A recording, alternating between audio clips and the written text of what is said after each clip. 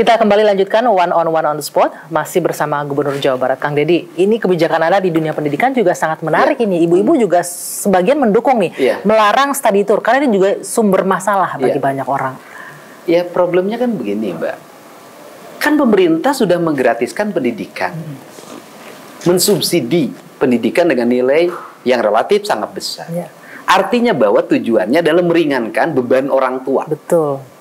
Nah, pertanyaannya adalah pemerintah sudah subsidi pendidikan, membiayai seluruh proses pendidikan.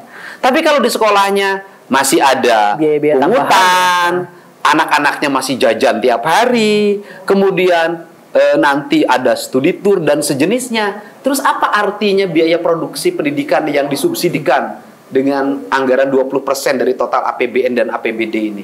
Kan jadi tidak ada makna. Akhirnya orang tua itu tidak merasa sekolah gratis. Tetap ada biaya tambahan yang harus dikeluarkan. Apa gratis? Bohong. Belum lagi wisuda, dari TK wisuda, bayangin TK wisuda, SD wisuda. Dan yang paling lucu lagi, Mbak, mohon maaf ya, ini anak-anak TK suka ada kegiatan manasik haji. Pertanyaannya adalah, kan anak TK mah belum wajib haji. Oke, katanya itu pendidikan untuk ke depan. Toh kalau kita mau haji juga manasik lagi.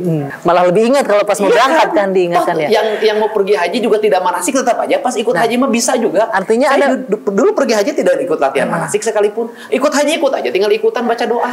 Sederhana. Jadi banyak hal-hal yang harus dihilangkan ya, hal-hal yang menambah biaya untuk pendidikan. Bayangin SD wisuda, TK wisuda, SMP wisuda, SMA wisuda, Mbak.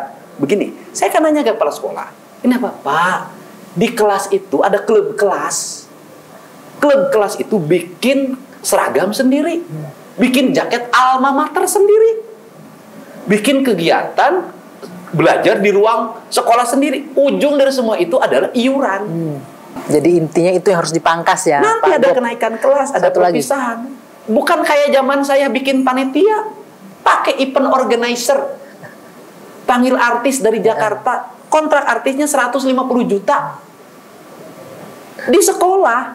Jadi nggak ada lagi tampilan anak ke sekolah ke depan baca puisi, main drama. Nggak ada lagi, semuanya sudah band papan atas, pakai event organizer.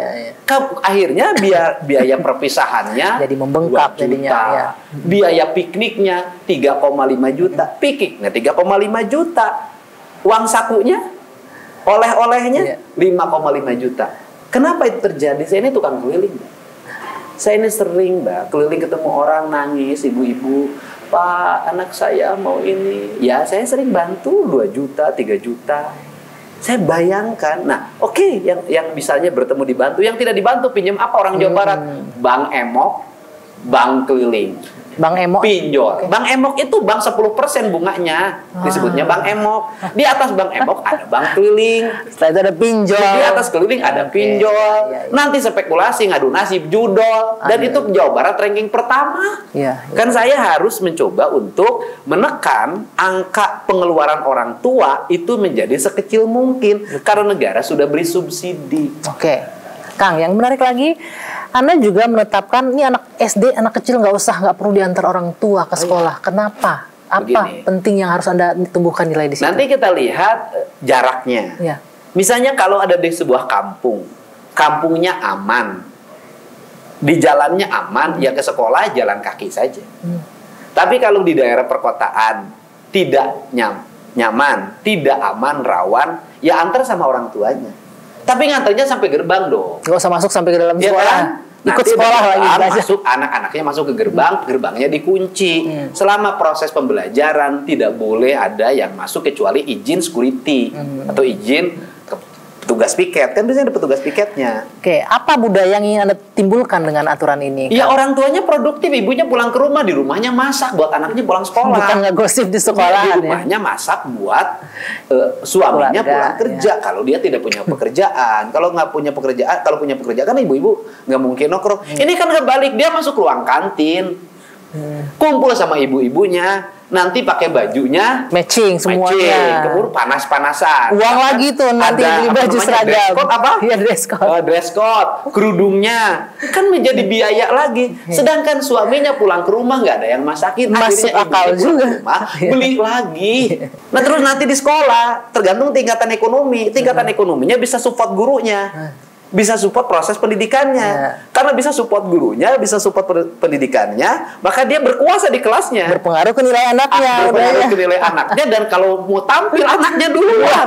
Penting ini Kang, mungkin ini hal yang nggak pernah terperhatikan ya, tapi fakta adanya begitu. Makanya saya ini gubernur, bukan hanya gubernur struktural jabatan, saya juga gubernur culture, gubernur kebudayaan. Artinya, kalau saya suruh jadi gubernur hanya bangun jalan, bangun jembatan, bangun irigasi, bangun sekolah, bangun PJU, bangun taman, bangun daerah rekreasi, kasih waktu 3 tahun, selesai semuanya. Tapi membangun kultur masyarakat itu yang berat ya. Culture itu yang harus saya lakukan. Dan itu bukan perkara gampang. Orang Jawa Barat itu punya karakter yang harus dirubah. Kajenin teing tekor asal sohor. Biar apa? Biar ya, tekor asal kesohor. Dompetnya, walaupun tekor dapurnya, walaupun tekor celengannya, yang penting saya dikenal. Oh, saya punya itu ininya Juragan Bogor, biar tekor asal kesohor. Begitu ya, Bu ya. Orang Jawa Barat. Makanya pinjolnya ranking pertama. Kan gitu. Ini kan yang ingin mindsetnya saya rubah. Bukan pekerjaan mudah, tapi bukannya tidak mungkin. Makanya kan sampai kebijakan saya nanti itu adalah kalau di sekolahnya sudah makan siangnya bergizi dan disiapkan oleh negara, maka anak-anaknya harus nabung sebagai investasi. Kan negara ngeluarin biaya, ini duitnya disimpan. Jangan ini makan ya disubsidi, habis itu jajan lagi, habis 30.000. Ya buat apa negara subsidi? Nah terakhir Kang Deddy, KDM yang juga ini kayaknya disambut gembira oleh masyarakat di Jawa Barat. Ini saya sempat lihat tuh, katanya yang bayar pajak belum bayar pajak tertunda bertahun-tahun 2004 ke bawah dihilangkan pajaknya. Benar. Itu gimana? Saya banyak baca komennya. Gimana caranya Pak Gubernur? Prosedurnya seperti apa? Gini loh. Berapa sih saya nanya yang nunggak kendaraan bermotor? Itu 6 juta.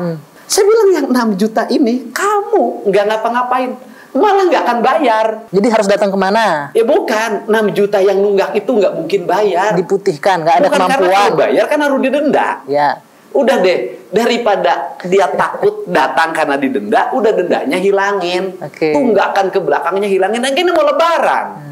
Ini kan kita lebaran itu saling maaf-maafan. Jadi yang nggak bayar pajak dimaafin. Saya mohon dimaafkan, Gubernur Jawa Barat belum bisa memberikan layanan yang terbaik buat masyarakat. Jalannya masih pada jelek, sekolahnya masih banyak yang jelek, masih ada banjir, maafin dong. Tetapi saya juga memaafkan rakyat saya yang nunggak pajak kendaraan bermotor yang jumlahnya 6 juta kendaraan bermotor. Caranya bagaimana? Nanti tanggal 11 April sampai 6 Juni tinggal datang ke kantor Samsat, bawa itu BPKB dan STNK-nya. Kemudian sampaikan, kemudian isi daftar aplikasi, kemudian bayar yang tahun 2025. Itu langsung happy itu warga Jawa Barat tuh kayaknya. Lunas. Nah 2025, tapi kesempatan pengampunannya hanya berlaku setelah Lebaran saja. Lewat dari itu udah tidak ada ampun lagi. Ya mungkin ini jadi warga Jawa Barat nih perhatian nih. Tidak ada ampunnya apa? Saya sudah punya sistem dah. Nanti motornya nggak bisa lewat. Sistemnya seperti apa tuh? Udah nanti dong. Nanti motor-motor yang tidak bayar pajak nggak bisa lewat jalan kabupaten, nggak bisa lewat jalan provinsi. Akan terdeteksi?